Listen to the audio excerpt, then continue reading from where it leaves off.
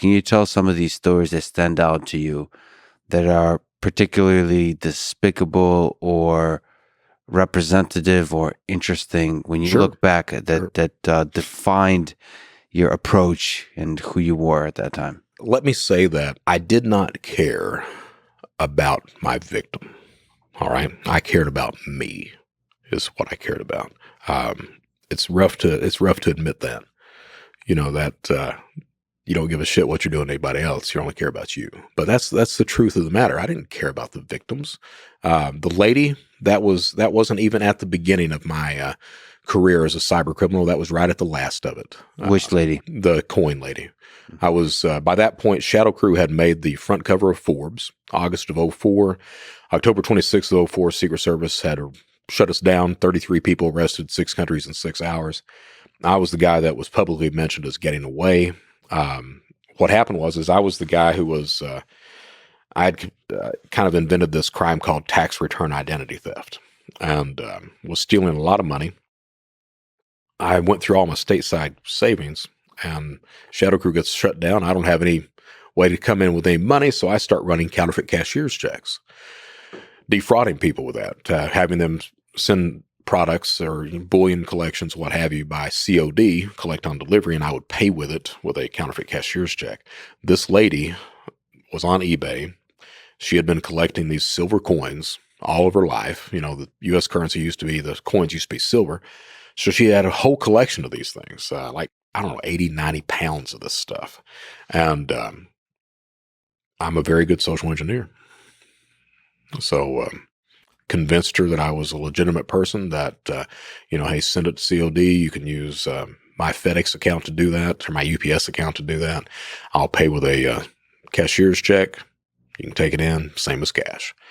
She believed that. She was... even on the ad, and we talked on the phone and everything else, she had told me that she was a single parent, and it was the only money that she had to put a roof on the house for her and her kids. And I didn't give a damn. What was more important was me at that point. Can I ask you a question about the social engineering aspect? So maybe specifics like the methodology, email, you said phone. Maybe you could discuss this process from a bigger philosophical perspective of what is it about human beings that makes them possible to be socially engineered, to be victims of fraud? So first, let me say that I became a social engineer as a child. All right. Because the adults in my environment as a child, I had to know exactly what they were thinking and be able to try to manipulate that for survival. So I became a social engineer as for survival initially. All right. And one of the things that I've seen with a lot of cyber criminals is the exact same thing. The really expert ones, they become a social engineer as a child. Then later on, they use those tools to victimize others. All right. Which is fascinating because in order to understand what others are thinking, you have to be extremely good at empathy. So you have to really put yourself in the shoes of the other person. And Absolutely. Yet, in order to do cybercrime, you have to not care about the pain that might cause them once you manipulate them. So you have to empathize and yet not care. Exactly. And I would argue that is not a sociopath, because a cyber criminal, and I was no different, most cyber criminals justify those actions. So the justification becomes what's important. With me, the justification was, well, I did it for my family. Did it for my wife, did it for my stripper girlfriend. Yeah. So, and I believe those justifications. Story. I heard that one. Yeah. So that, because I care about love a lot. Yeah. So the big picture of that is trust. How do you establish trust with a potential victim? Yeah. All right. Now, I would argue online that trust is established through a combination of technology, tools, social engineering. Yeah. All right. So we trust our tech. We trust our cell phones. We trust our laptops. A lot of times we don't understand how they operate, but we trust the news that comes across the line. We trust the phone numbers that show up. We trust IP addresses if we're advanced enough to look at an IP address or a domain or anything else like that. Criminals use tools to manipulate that. Spoofed phone numbers, spoofed browser fingerprints, whatever that may be, whatever the tool may be. Then that lays a base level of trust. At that point, you shoot in with the social engineering. and lay whatever story that is in order to manipulate that victim to act not out of reason, but out of emotion all of a sudden. This is fascinating about the way humans interact with the world, which is you're almost too afraid to not trust the world. You have to find a balance. You have Right. this. You have a lot of sort of conspiracy theories now about distrusting institutions and thinking like everything around us. It's like I've been listening to people who believe the Earth is flat, and that conspiracy theory is fascinating to me because it basically says that you can't trust anybody. Right. That like everything you hear is a lie. So that's one. You can live that life, or you can live a life where you're just naively trusting everything. And we as humans have to, because that life is kind of full of happiness if nobody screws you over. Right. Because you meet people with the joyful heart and you get excited and all that kind of stuff. But if you do that too much, you're going to get burned. So you have to find some kind of balance in terms of optimizing happiness where you trust, but verify. And on the internet, that becomes really tricky. You're almost too afraid to distrust everything because you'll never get anything done Right. on the internet. But then if you trust too much, you can get screwed over. And so the social engineering comes in where you're like, I'm not sure if I should trust this. You kind of help them build the narrative where it's like, it's good. It's good. It's good. And so, and a lot of the times that social engineering is just feeding into what the victim wants to believe. Yeah.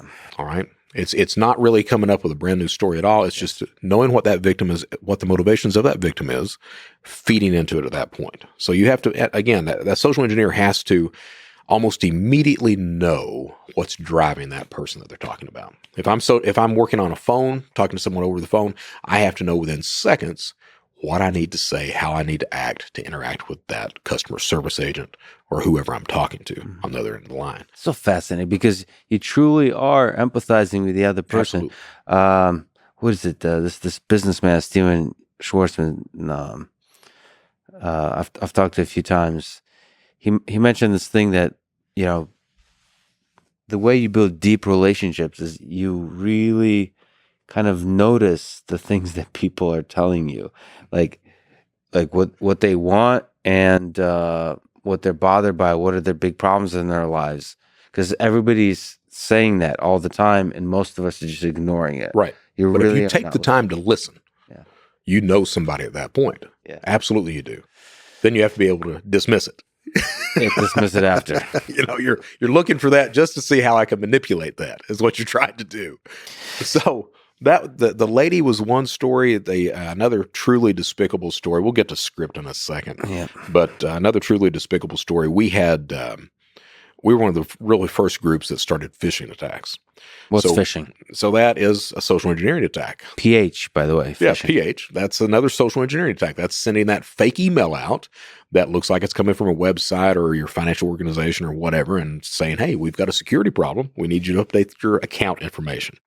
Well, back then, no one had ever seen a phishing attack. So you could ask for all the information. You were getting just complete identity profiles on a phishing email. Nowadays, you can't do that. Nowadays, you look for basically credentials because everyone is aware of phishing.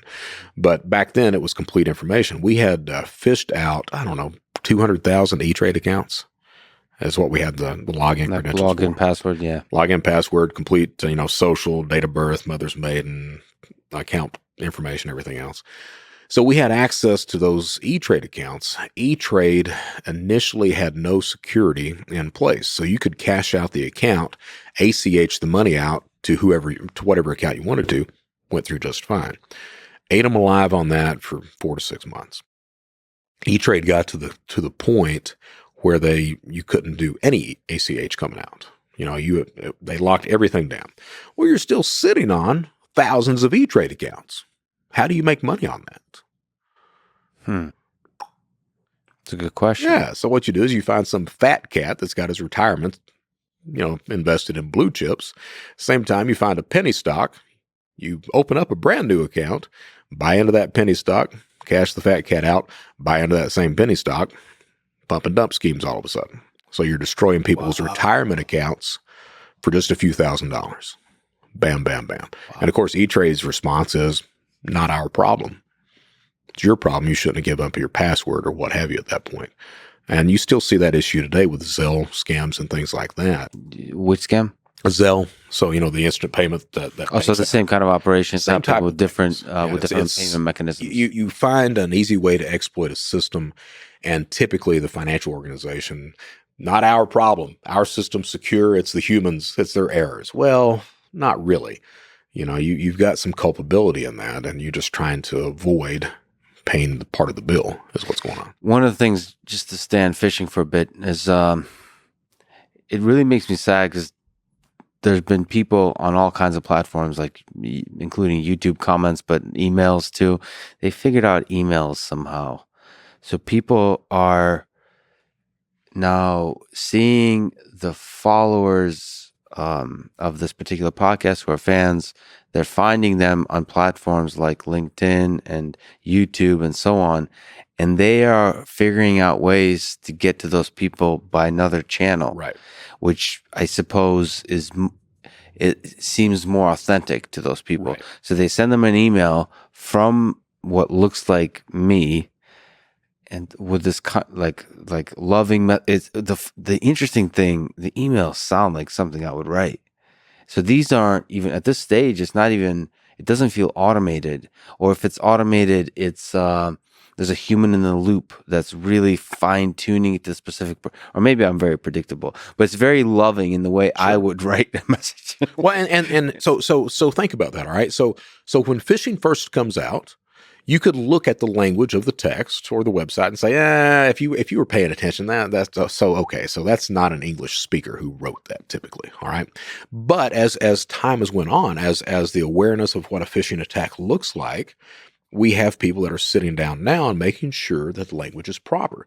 It gets worse than that, though, if you look at business email compromise. All right. So the way a business email compromise typically works is the attacker will find a payroll person, find a CEO. He will fashion a spear phishing email, that's a phishing attack that's targeting one specific individual. All right. So he'll fashion a spear phishing email. And the way he does that is he pulls all the information he possibly can on that person, all right, that CEO. Maybe he'll spear that CEO just to get their login credentials to their email, just to read the emails. And he'll go in there and he'll start reading all these emails. He'll specifically read the emails to the payroll department, see what that relationship is. Are they talking about their kids, talking about relationships, talking about vacation? What are they talking about? How are they talking? Are they friendly? Are they sterile? What are they doing? All right. So then he decides, well, I'm going to go ahead and spearfish the payroll department as well. So then he spearfishes them, gets those credentials. At the same time, he creates a Unicode domain in whatever the company name is. All right. So instead of that English alphabet I, he's got that Russian letter that looks like an I, but without the dot on top. Yeah. All right.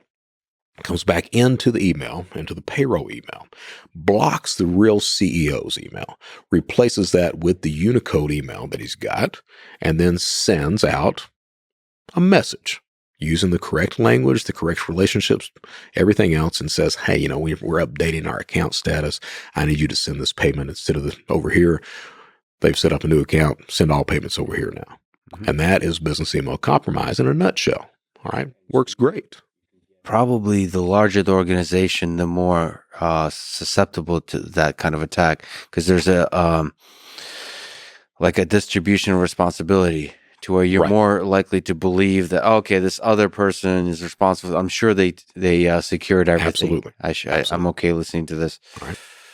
So that's business email compromise, and it's those crimes, and it's one of the things you see about cybercrime. Cybercrime is not really sophisticated. It's not. The attacks are not sophisticated. The stat is 90% of every single attack uses a known exploit. It's not it's not 0-day attacks. Yeah. They're out there, but if you're a criminal waiting on a 0-day to profit, you're going to starve to death. The meat and potatoes are that 90%. Known exploits. And then the rest is, well, you're saying it's, maybe you mean it's not technically sophisticated, but it's social engineering sophisticated. Very sophisticated on that end. Very sophisticated. I mean, it's a fascinating study of that establishment of trust, and then using that trust to defraud that victim. That is something.